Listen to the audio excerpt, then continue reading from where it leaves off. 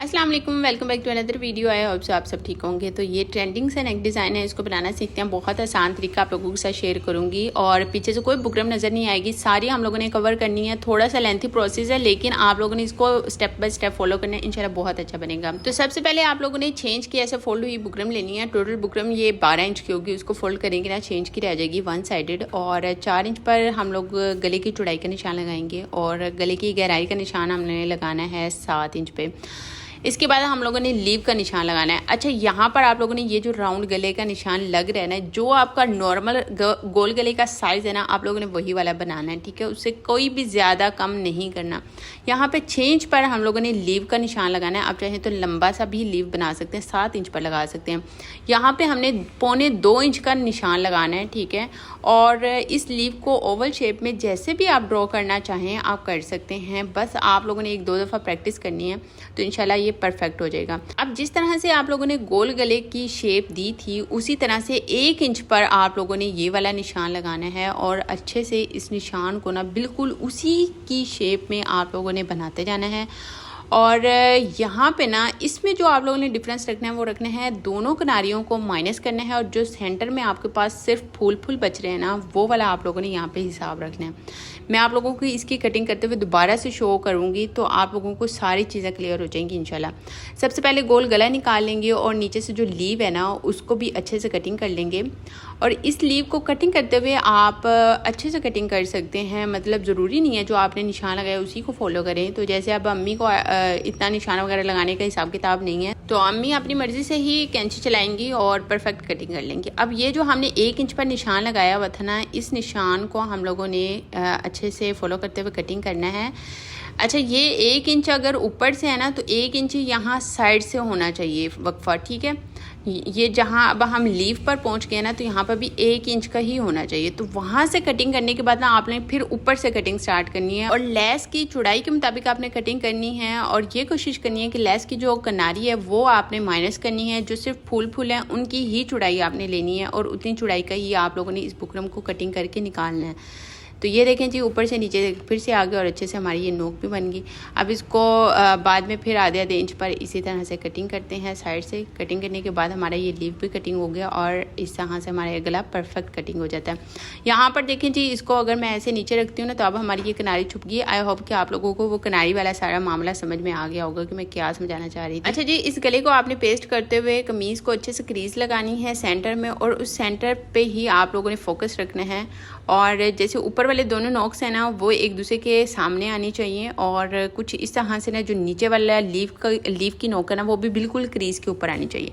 अब नीचे एक्स्ट्रा कपड़ा लगाएंगे और इस कपड़े को अच्छे से साथ फिक्स करेंगे। आप चाहो तो पहले पिंस वगैरह लगा के फिक्स कर लो। और अब हमने साथ साथ ना इस तरह से सिलाई चलाते जाना। बुकरम के ऊपर सिलाई नहीं आनी, अगर कोई बिगनर देख रहा है तो उसको आइडिया हो जाए, इसलिए कह रही हूँ।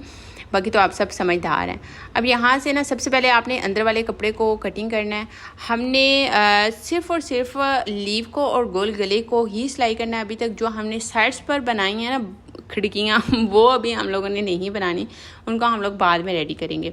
तो ये देखें जी, अम्मी इतना कपड़ा छोड़ रही हैं और कटिंग करी है कि उस कपड़े को ना अच्छे से हम पीछे की तरफ फोल्ड जब करें तो हमारी बुकरम अच्छे से कवर हो जाए। ये नोके अच्छे से निकालेंगे बाहर की तरफ। निकालने के बाद इसको कुछ इस तरह से ये देखें ट्विस्ट करेंगे। नोके कितनी अच्छे से निकली हैं और आप लोगों ने ना ऐसी सुई की मदद से नोक जो है वो निकालनी है। अब जो गोल गले वाली बुकरम है ना उसको हमने तुरपाई से कवर नहीं करना। उसका हम क्या करेंगे, ये जो एक्स्ट्रा सारा कपड़ा आ रहा है ना ये हम कटिंग करेंगे और कटिंग करने के बाद ना बस थोड़ा सा माइनर सा कपड़ा रखेंगे, लाइक आधे इंच से भी थोड़ा सा, और उसको ना फैब्रिक ग्लू के साथ पेस्ट कर देंगे। अगर आप वो नहीं है तो कोई मसला नहीं है, आप पानी लगा के हल्का से उसको प्रेस करेंगे ना तो वो चिपक जाएगा बुकरम के साथ, उठेगा नहीं बार बार। और फिर जब हम बाकी के डिज़ाइन रेडी करेंगे जो साइड्स पर हमने बनाया जिनमें हमने ज्वाइंट लेस लगानी है, तो जब हम उसको रेडी करेंगे ना तो उस पर जो फैब्रिक लगेगा ना उसी फैब्रिक को कवर करते हुए ना हमने ऊपर वाले गोल गले के फैब्रिक को भी कवर कर लेना है। तो इस तरह से पीछे से बुकरम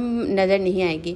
अब यहाँ पर 2 काम होंगे। एक ये कि जो लीव है उसके कपड़े को अच्छे से पीछे की तरफ फोल्ड करके हमें हैंड स्टिच कर लेंगी, तुरपाई हो जाएगी। ये देखें आपको नज़र आ रहा होगा, नीचे से तुरपाई कर लिया और जो ऊपर वाला कपड़ा है ना उसको कटिंग कर दिया है और कटिंग करके फैब्रिक ग्लू के साथ पेस्ट कर दिया है। तो वो अच्छे से बुकरम के साथ चिपक गया। अब हम लोगों ने ये नीचे वाला जो है ना डिज़ाइन, ये हमने सारा रेडी करना है, तो उसको हमने ना अलग अलग इस तरह से कपड़ा लगा के रेडी करना है। तो इस साइड वाले डिज़ाइन को भी रेडी करने के लिए हमने नीचे एक्स्ट्रा कपड़ा लगाना है और साइड से इस तरह से सिलाई चलाते जाना है।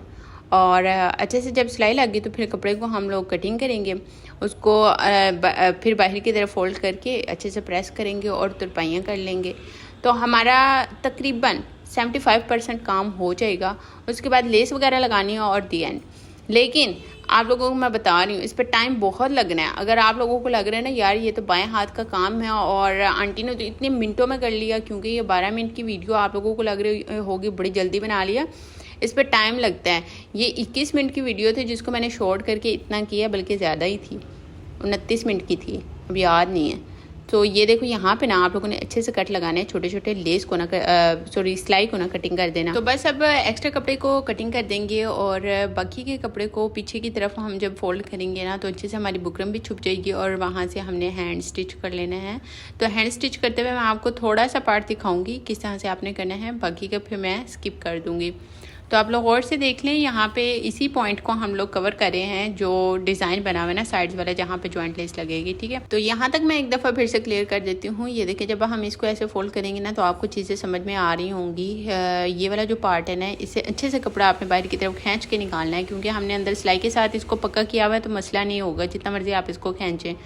तो जितना आप खींच के बाहर की तरफ निकालेंगे और पानी लगा के इसको प्रेस करेंगे उतनी नीटनेस सीधी साइड से आएगी। तो मैं फिर से बता देती हूँ, सबसे पहले हमने गोल गले को और लीव को कवर करना है और हैंड स्टिच करना है। जो गोल गला होगा उस वाले कपड़े को हैंड स्टिच नहीं करेंगे, क्योंकि जब हम ये जो डिज़ाइन है जिसमें जॉइंट लेस लगेगी, इस डिज़ाइन को जब हम ये हैंड स्टिच करते हुए लेके आएंगे ना तो यहाँ तक हम चले जाएंगे। ठीक है, तो इस तरह से हम गोल गले की तरफ आ जाएंगे और फिर वहाँ से भी ये हैंड स्टिच हो जाएगा। तो फाइनल लुक कुछ इस तरह से आएगी बैक वाली साइड। चलें जी, ये एक स्ट्रक्चर सा हमारे पास रेडी हो गया। अब हमने ये सारी लेसेस जो हैं हमारी वो हम इसके साथ लगाएंगे। तो जो भी जॉइंट लेस आप लगाएं उसकी दोनों साइड की किनारे को अच्छे अच्छे कट लगाएं, 1-1 इंच के वक्फे पर। सही है, बिल्कुल छोटे छोटे से, बस किनारे को ही कटिंग करना है, लेस को कटिंग नहीं करना। अच्छा, अगर आप सोचते हैं कि इसमें नहीं हम कोई और लेस लगाते हैं जो बहुत प्यारी लगे, खूबसूरत सी चमक धमक वाली हो, तो कि आप लोग ये भी याद रखा करें कि वो जो चमक धमक वाली लेसेस होती हैं ना, एक तो वो लगेंगी नहीं, क्योंकि उनकी किनारे आप कटिंग नहीं कर सकते,